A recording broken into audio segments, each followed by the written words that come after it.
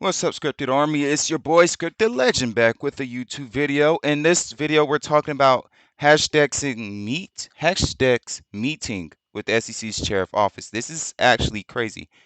He usually doesn't, or she, my fault.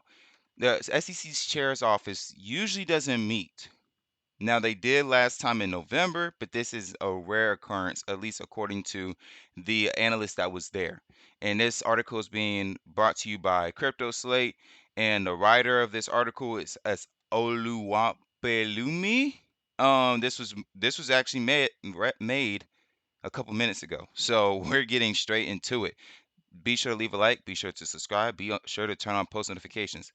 Now, this is after the SEC said that they're going to actually hold a new meeting amongst BlackRock, ARK, and basically a new revisioning system for the Bitcoin ETFs and getting that initial wave out possibly way sooner than we expected. And according to the memo, the people that were there is Hashdex's Chief Investment Officer Samir Kirbaj and Michael Venuto. And Michael Venuto is from the Title Financial Group. And others were Richard Kerr, Peter Shea of K&L Gates, and Neil Matra from the Wilson, Sosina, Goodrich, Rossetti law firm. The discussion of this meeting was centered around the NYSE ARCA's proposed rule change to list and trade shares of Hashdex Bitcoin ETF under Rule 8.500-E. Now, like I said, this isn't usual. This is not a common thing that happens with the SEC in their chair. And it leads a lot of people to believe, with all these recent meetings, that that it leads to the expectations of the federal regulators or federal regulator to approve a spot Bitcoin ETF. Over the past years, the SEC has consistently denied all previous attempts to introduce such a product to the broader investing audience, citing Bitcoin susceptible to market manipulation and the absence of surveillance sharing agreements, among other issues, makes it a problem. But however, we're seeing some growth. We're seeing some engagement from the SEC. And it takes me into this next article I want to show you guys as well, which is also recent, 2 hours before recording this video.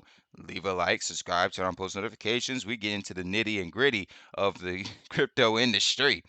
Grayscale amends the ETF strategy to meet the SEC cash only redemption demands. So, Grayscale filed a S3.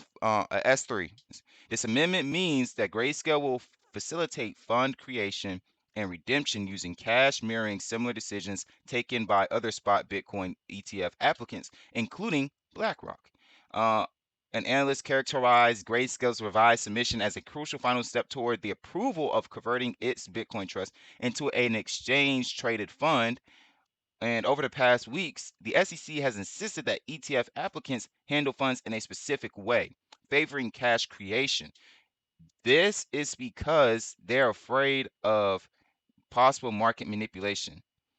And let's go back to this article where it basically states here the traditional ETFs facilitate in kind transactions, permitting market makers to swap the underlying asset for the ETF shares directly. In contrast, the cash create method necessitates issuers to exchange cash for the ETF shares in each transaction. And as I just stated, and they're going to reiterate for you guys as well, the SEC's decision to bar broker dealers from directly engaging with Bitcoin is perceived as an effort to address the concerns regarding potential market manipulation and illicit activities. Now, there's also things that are being talked about as well, like no airdrops and forks. Aside from conforming to the SEC's cash only requirement, Grayscale's amended filing shows that its spot Bitcoin ETF shareholders won't benefit from any airdrops or forks of the blockchain network.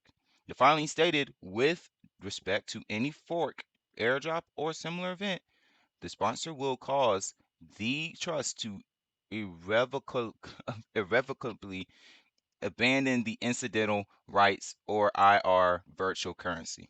In the event the trust seeks to change this position, an application would need to be filed with the SEC by NYSE ARCA seeking approval to amend its listing rules.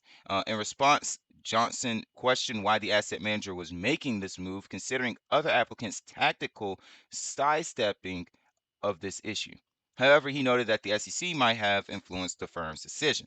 So this article is amazing.